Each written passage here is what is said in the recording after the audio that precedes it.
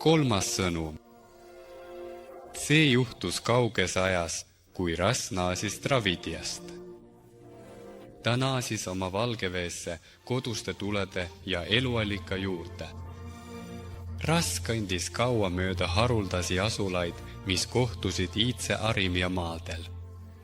Kunagi elas kuulsus arimite seas ja jumalad viibisid taevase maa peal. Kui nende valitseja seadust rikkus, ahnitsedes Rassi loomingu peale, viis jumalate tuul ära külluse ja õnne ning arimad said osa igatsusest ja masendusest. Suur draakon võideti sõjas, kus ta püüdis suure Rassiga võidelda. Kui suvine ring taas sündis, lõid Ariman ja Asur uue maailma, et rahvad elaksid rahus ja sõpruses ning ei teeks teistele õnnetusi. Ei tohi teha tarbetuid tegusid ja hävitada loomist, unistades õnnest. Kui suvering uuesti sündis, lõid Ahriman ja Asur uue maailma, et nende rahvad saaksid elada rahus ja sõpruses ega põhjustaks teistele õnnetusi. Ei tohi teha tarbetuid tegusid ja hävitada loomist, unistades õnnest. Keegi ei saa luua oma osa, tõstes seda teiste õnne arvel. Sest nii on meile iidsetest aegadest jumalad õpetanud, teha head ja hoida seda kindlalt. Keegi ei saa luua oma osa, ehitades seda teise õnne arvelt.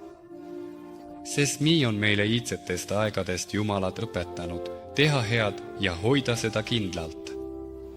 Dravidid ja Nagad õppisid seda tarkust siis, kui meie esivanemad andsid neile veedad. Pärast igaveste taevaste seaduste tundmaõppimist loobusid nad nilbetest tegudest. Heade tegude tegemine Midhardis suure seirase juures on jumalad käskinud. Kuulates taevaseadusi ja oma südametunnistust peavad nad looma pimedal ajal ning õpetama teisi rahvaid elama Jumala seaduste järgi kaunis Midhardis. Jumalik jõud aitas rahvast luua, suunates nende elu headele tegudele. Rassi toitis salajane allikas, mis säilis iidsetes paikades. Jumalad nägid Midhardis pimedust ja lubasid rassidele oma järeltulijatele abi. See juhtus iidsetel aegadel, kui 3 kuud särasid Midhardi kohal. Maa sisikonda pandi allikas, kuid juurdepääs sellele oli peidetud iidsetesse traktidesse. Maa sügavustes kogus ta jõudu, ilmudes erinevates kohtades pinnale, kuid igavene jumaliku jõu allikas ei voolanud kriki all, vaid ainult seal, kus legendide järgi. Jumalad Midhardis elu jõudu pani, nad andsid maailmale tähenduse, suunates rahvaid suurte saavutuste poole. Ja nüüd, naastes koduste kooride juurde, tulid kodumaalt tumedad sõnumid. Nad andsid maailmale jumalikku tähendust, suunates rahvaid suurte saavutuste poole. Ja nüüd, naastes koduste kooride juurde, tulid kodumaalt tumedad sõnumid. Vaenlased tungisid salaja piiridele, hävitades Ukhari merepühamud. Nende eesmärk on leida salajane allikas, millest nad igaveseks jõu kaotasid. 7 ringiga kiiruselt teele, ilma peatumata, osa kuldsete harjadega hobustel. 6 päeva pärast Uharijärve ääres nägid nad tulekahjusid iidse pühamu juures. Kroodile ladusid nad kõik tapetud kehade ja süütasid pühatule tseremoonia järgi.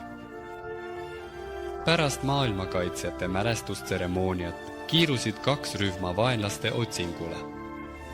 Üks juhtis Irlislav tarkmees ja tema kõrval oli 13 rüütlit. Nende rühm suundus idapoolsetesse maadesse, mis asuvad mere taga Irila tõusva päikese suunas. Seal avastasid nad vaenlaste jäljed, mis viisid iidse elu allika juurde. Kuid vaenlane ei näinud neid salajasi radu, mida mööda nõiad allika juurde käisid. Nende lesi juhtis ringides läbi metsade, püüdes meeritada neid veesoo sisse. Mittekäiduteid pidi valge kivitippude suunas liikus Torislav teise rühma eesotsas. Nende eesmärk on sulgeda kõik taganemisteed neile, kes on rikkunud pühade rahu. 3. ööks pärast mälestustseremooniat avastas Irlislav vaenlaste laagrikoa. Öö kattis rüütlit tumeda looriga, aidates neil läheneda vaenlaste laagrile. Selged sokud, Jumala vaimu juhitud, lõid korraga kõigi vaenlaste peale. Palju vaenlasi põgenes lahinguväljalt, lootes varjuda kättemaksu seaduse eest. Aga tumedates metsades valge kivitippude juures ootas vaenlasi Torislaavi sõpruskond. Ükski vaenlastest ei pääsenud oma südametunnistuse järgi kättemaksust, igaühelt nõuti välja. Kibe õppetund olgu vaenlastele teada, et pühade maa ei anna kurjust andeks. Sellega lõpetas Radimir oma laulu, mis elab kogu rahva südames. Seda räägitakse suguvõsades järeltulevatele põlvedele ja ka Vendagardi turgudel.